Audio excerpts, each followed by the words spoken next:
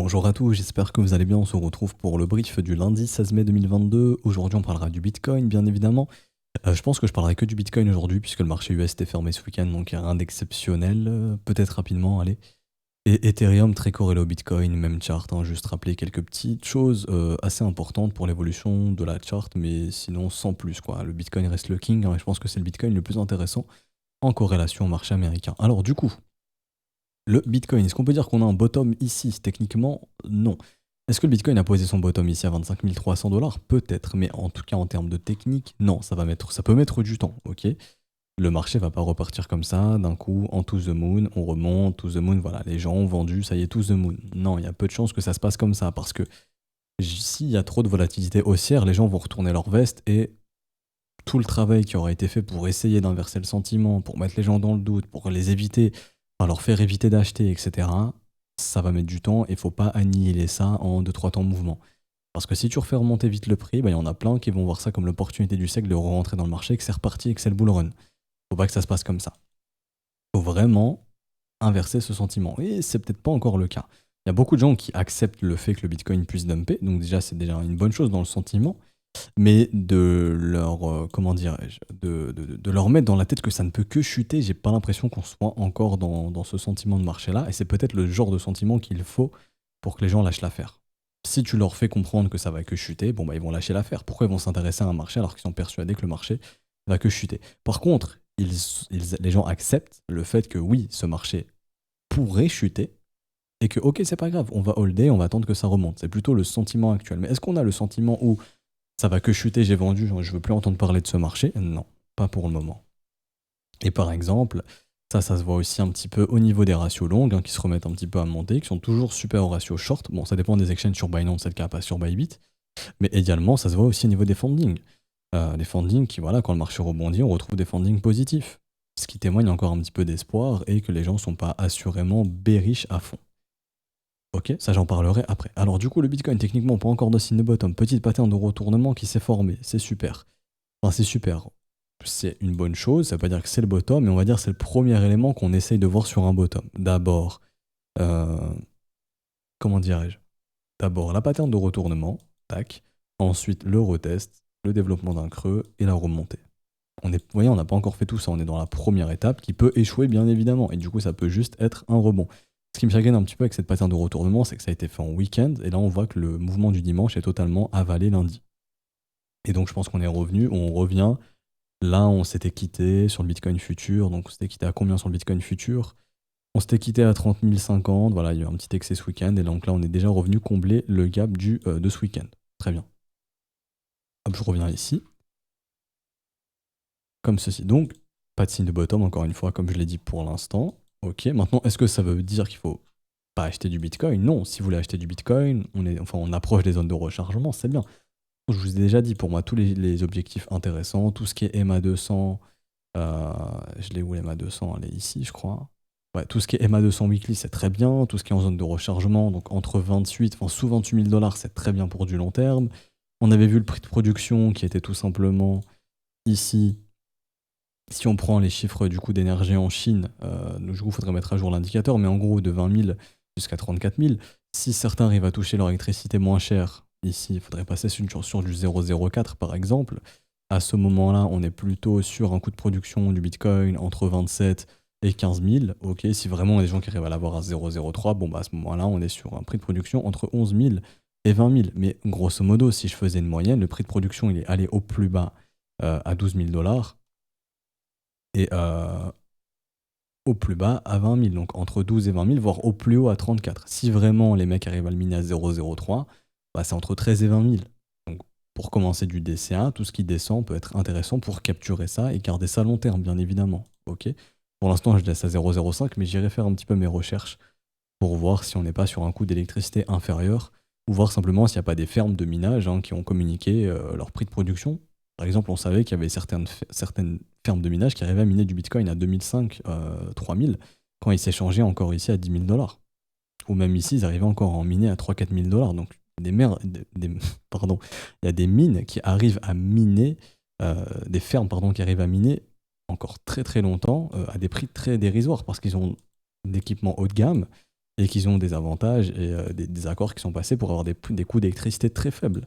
Donc là, c'est environ une moyenne. Ok, mais sur le long terme, vous regardez juste, voilà, prix de production, vous savez que ça reste vraiment des prix très, très intéressants. Pas avec levier, encore une fois, j'insiste, sans levier. Le levier, c'est prendre le risque de se faire liquider. Ça peut être con d'acheter, je sais pas, imaginons le mec qui avait acheté du Bitcoin ici, avec levier à 7 000 $ qui se fait liquider à 4 000. Bah, c'est con pour lui, puisque le Bitcoin il se retrouve à 60 000 l'année dernière. S'il avait acheté avec spot, il aurait fait quasiment 1 x 8, x 8 x 9, qui est très enfin 1 x 9, enfin quasiment 1 x 9, ce qui est très très très très très intéressant. Mais par contre, si tu te fais liquider parce que tu as mis du levier et que tu rates le mouvement haussier derrière, c'est un peu con. Donc là, il y a beaucoup de gens, malheureusement, qui sont dans ce cas-là, qui essaient de capturer le bottom avec levier parce qu'ils se disent, oh là là, si je capture le Bitcoin avec un levier x10, s'il fait x2, je fais une performance monstrueuse. Bah oui, mais s'il chute de 10%, malheureusement, sous ton prix d'achat avec levier, admettons, tu fais le héros, tu essaies d'acheter le Bitcoin à 22 000 avec levier x10, parce que non, le Bitcoin, il peut pas aller sous 20 000, et qu'au final, le truc, il perd 10%, ou ça se trouve, tu as la marge pour pas te faire liquider, tu te dis ouais non ma marge elle est à 15 000, on n'ira pas à 15 000, le truc il fait à 14 000, tu te fais liquider, pourtant t'avais acheté à 21 000 $. C'est con quand même, c'est sacrément con. Alors que si t'avais juste acheté spot, bon bah le truc ça se trouve derrière il pose un bottom, il remonte 2 ans après, on se retrouve là-haut, bon bah déjà t'aurais une bonne plus-value alors que là t'as perdu tout ton capital. C'est bête, c'est pour ça éviter le levier. Oui c'est tentant de capturer avec du levier parce que bon, oui lui il est bien gentil mais moi j'ai que 2000 € de capital et j'ai envie de devenir riche avec le Bitcoin et pour devenir riche il faut mettre du levier. Bah, c'est un mauvais raisonnement. C'est le raisonnement du rect et malheureusement c'est le raisonnement que beaucoup de gens ont. C'est pour ça que beaucoup de gens se font rect malheureusement sur le BTC. Le mieux c'est de l'acheter spot et de le garder. Il est haussier sur le long terme. Donc, pour faire de l'argent, on fait comment? Ben, on l'achète spot, simplement. Et il est haussier sur le long terme, le truc. Donc, s'il reste encore haussier sur le long terme dans les prochaines années, bah, si j'ai pas de levier, techniquement, je suis tranquille si je l'achète ici. On est bien d'accord. Ok? Sachant qu'en plus de ça, les prix de production vont doubler. Donc, même à la limite, regardons, on fait un truc tout con. Ici, même s'ils arrivent à en miner à 0,03, enfin, si leur coût d'électricité est à 0,03, à ce moment-là, pardon, le prix de production, on va dire, il est entre 12 et 20 000. Ce qui veut dire qu'il va doubler à l'halving. Donc il va passer de 40 à 20, enfin de 24 000 à 40 000 $. Donc déjà, si vous achetez des prix ici en zone de rechargement, on sera soit au même à votre prix d'achat ou plus haut. Donc dans tous les cas, soit une plus-value, soit on sera autour de votre prix d'achat et donc un bottom pourra se développer à ce moment-là. Ok. Et aussi une chose qu'il faut regarder, c'est le hash rate du Bitcoin, enfin plutôt sa difficulté. Si la difficulté chute énormément, le prix de production va chuter. Donc à ce moment-là, on peut targeter des objectifs plus bas. Mais là, à l'instant T, le hash rate du Bitcoin continue de monter, donc sa difficulté va continuer de monter. Ce qui fait que le prix de production ne va pas chuter. Tout simplement. Plus la difficulté monte, plus le prix de production monte. C'est logique. Plus c'est difficile de miner du Bitcoin, bah, moins les rewards vont être... Enfin, pas moins moins les rewards, mais plus il faut du matériel haut de gamme pour essayer de capturer le plus de transactions, donc le faire le plus de rendement possible. Donc tout ça, ça a un coût, bien évidemment. Donc plus la difficulté monte, plus le prix de production monte sur le long terme.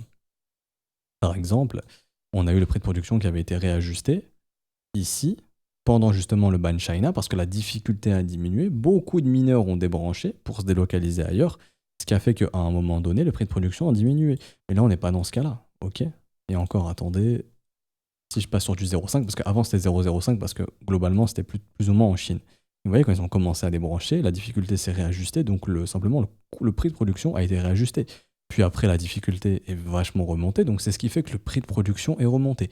Donc tant que la difficulté ne chute pas énormément, le prix de production va rester dans ces eaux-là. Donc là, je ne sais pas où est-ce qu'ils ont délocalisé, donc il faudrait regarder vraiment le prix de production, enfin le prix pardon, de l'électricité dans les zones où ça s'est majoritairement délocalisé pour réajuster. Ça se trouve, c'est 0,35, je sais pas, là je mets des chiffres au hasard. Mais si c'est le cas, le prix de production évolue. Ok. Donc à ce moment-là, bah, on a la zone la plus intéressante qui est toujours le prix de production, c'est la valeur, oups j'ai mis 0,5, c'est la valeur intrinsèque tout simplement. Et sur le long terme, le Bitcoin, après ces phases euphoriques, revient justement vers ses prix de production, tout simplement. Enfin bref, j'ai fermé cette parenthèse parce que bon, techniquement, il n'y a pas grand-chose d'autre à dire de plus. Ce qui serait également intéressant, c'est de créer un range. Si les gens deviennent bearish, bon bah à ce moment-là, poser un bottom pour pouvoir remonter. Après, je pense pas qu'ils vont rester bearish très longtemps, donc ce sera juste un swing haussier, il faudra se barrer avant que tout le monde recrée à la lune, et donc dès qu'on a des patterns, des structures de retournement, sortir du train, tout simplement. Également, un scénario qu'on pourrait faire, hein, c'est un petit peu ce qui avait été fait ici, donc hop, le fameux range, ici, tac, on est venu péter le range. Donc en gros, on crée un range. Donc là, on pourrait créer ce range. Une fois qu'on le casse au-dessus, tout le monde dit oui, le Bitcoin va aller à 20 000, sauf que bam, gros short squeeze derrière. Donc en gros, on sort les acheteurs ici, on capture les vendeurs, bam, gros short squeeze, et on remonte dans les, je sais pas moi, 35-40 000 dollars, par exemple, sur un gros short squeeze. Ça pourrait arriver. Donc en gros, il faudrait voir ça. Tac, tac, tac, hop, hop, hop, hop, hop. Ici, cassure baissière. Ah, on a cassé les 25, on va à 20 000 ou sur les MA 200, sauf qu'en fait, on n'y va pas. Boum, gros short squeeze. Et de ceux qui sont rentrés en short ou qui ont été sortis de leur longue, bon bah, boum, on remonte ici. C'est un truc qui pourrait arriver. Je dis pas que ça va arriver, mais ça dépendra du sentiment de marché.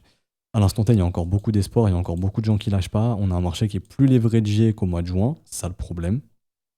Je vais vous montrer ça. Mais là, en gros, c'est le ratio, le levier estimé sur les altcoins, il est plus important en mai 2022 qu'en mai 2021 sur les bottoms. Ici. Ça, c'était le levier estimé. Donc, le ratio était à 0,97. Donc, peu de levier.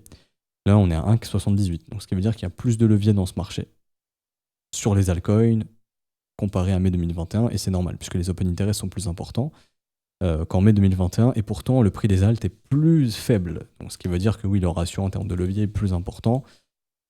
C'est pas non plus un signe de capitulation et un signe de bottom comme on avait pu avoir ici également. Et sur le Bitcoin, c'est la même chose. Les ratios sont plus importants que ce qu'on avait eu en mai 2021, donc ce marché est toujours plus leveragé.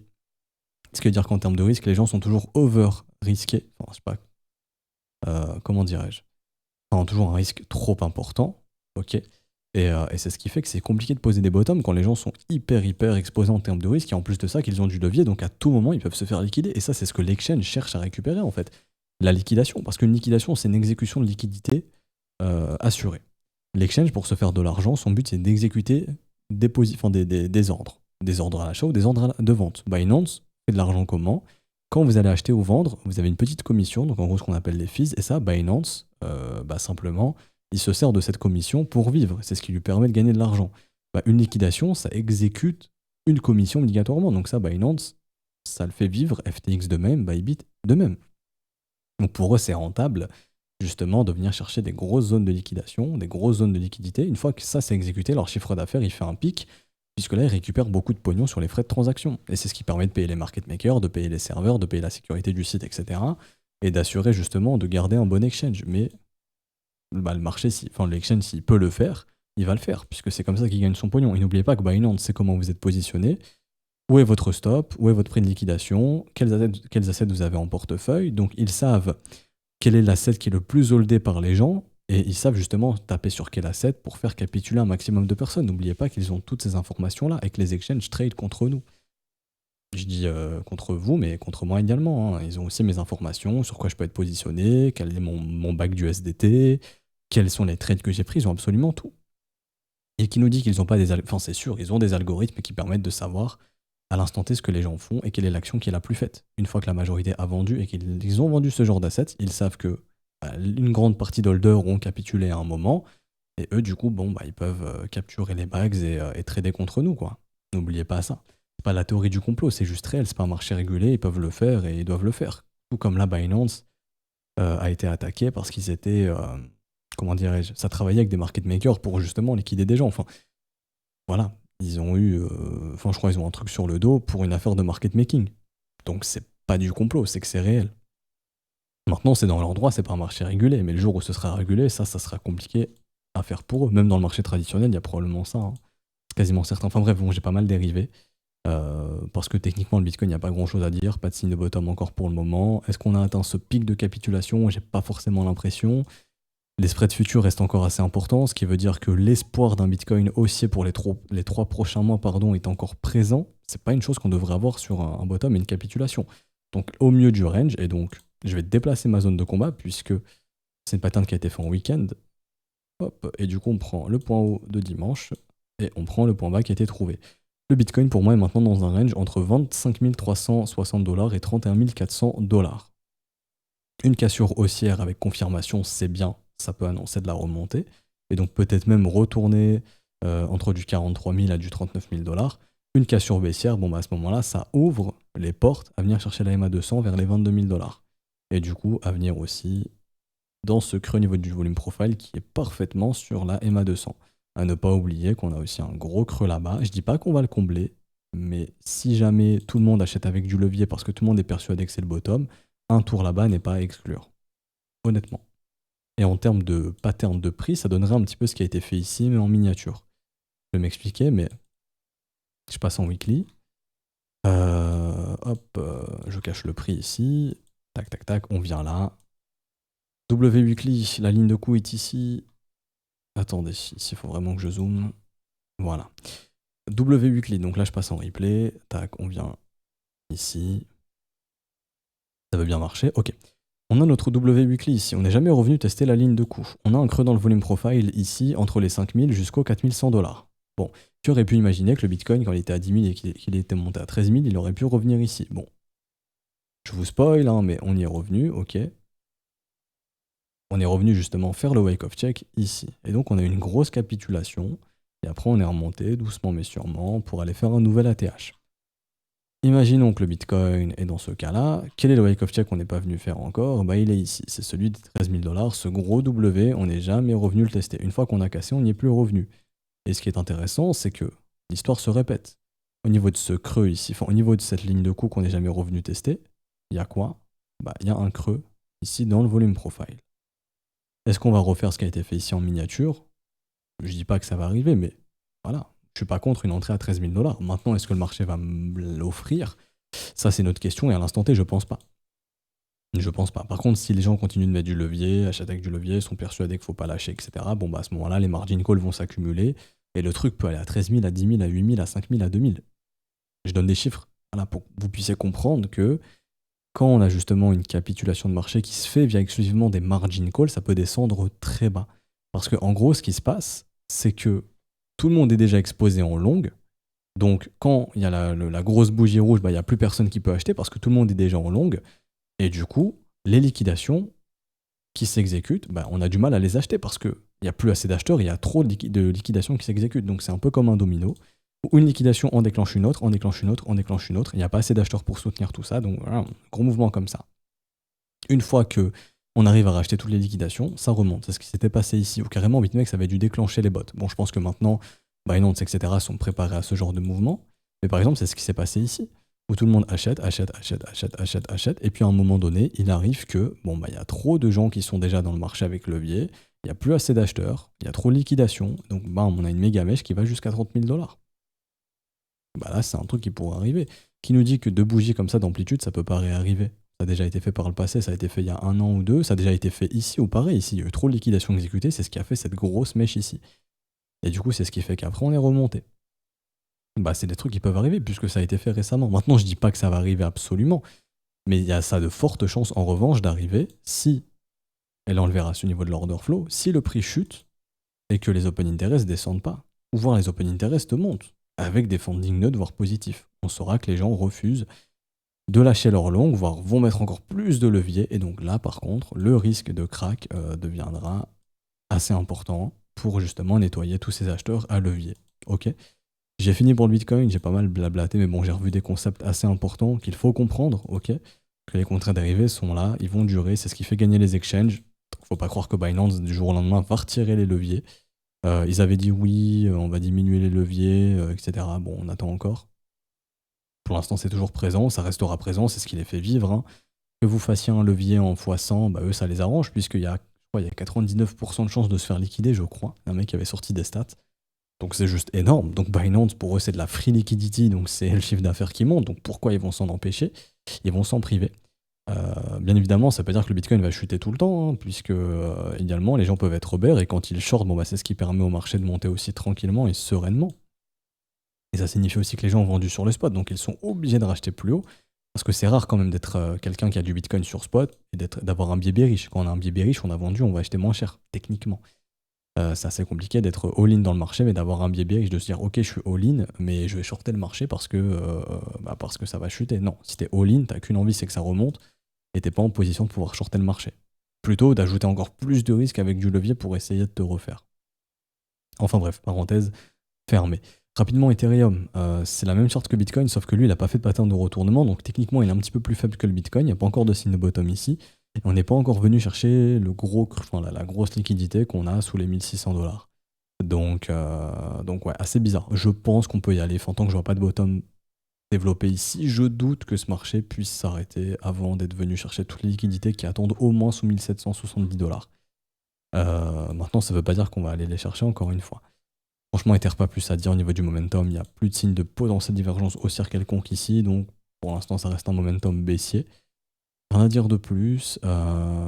J'ai fini pour Ethereum et le marché américain, je fais rien puisque bon, on en a parlé vendredi, les marchés sont fermés, on va attendre la réouverture. Enfin, il y a le pré-market, mais rien d'exceptionnel encore pour l'instant. Allez, rapidement. Le S&P 500 qui ouvre en pré-market et qui dump un petit peu, donc le Bitcoin se follow ce mouvement. Maintenant, on verra. Si aujourd'hui on a une journée haussière sur le S&P 500, qu'on arrive à continuer de monter, bon bah le Bitcoin pourrait suivre et pourrait poursuivre son rebond. Ok.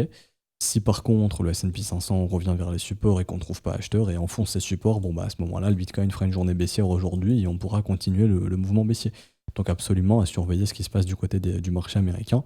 Pour l'instant, la session n'est pas encore officiellement ouverte, il faudra attendre 15h30 pour que les Américains puissent arriver, qu'on puisse avoir une vraie direction aujourd'hui. Également, je reviens rapidement là-dessus et j'arrêterai le brief. Sur Deribit, on a vraiment des grosses positions qui se sont créées. Pour l'instant, c'est toujours les acheteurs qui ont la tête sous l'eau. Je maintiens mon avis personnel que pour voir un beau short squeeze et pouvoir voir un Bitcoin qui fait une belle bougie verte, il faut aller au-dessus des 34 800 $, en tout cas sur Deribit. Parce que là, actuellement, une majorité des acheteurs qui ont acheté, c'est eux qui sont coincés.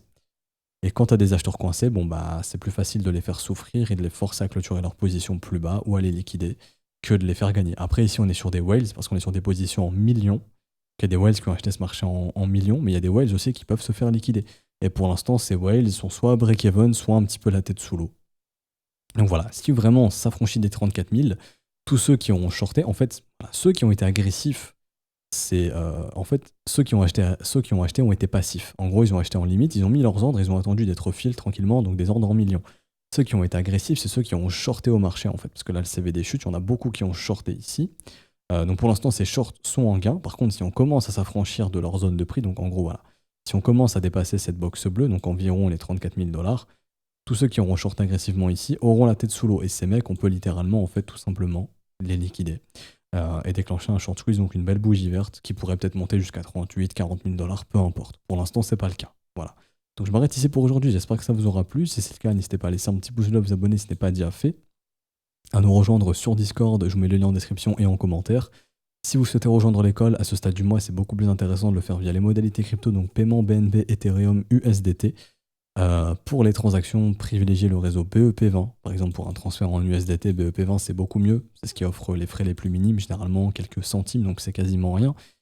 Si vous avez une quelconque question, n'hésitez pas à la poser en commentaire ou sur le Discord directement, un des professeurs pourra vous répondre. Et si vous avez procédé au paiement, vous pouvez envoyer le paiement, donc le TXID, à tous les professeurs. Le premier qui le voit, le valide, et comme ça, vous avez votre rôle élève super vite et vous avez accès à l'école directement. On se retrouve donc demain pour une prochaine update de marché. Bon début de semaine à tous. Ciao, ciao.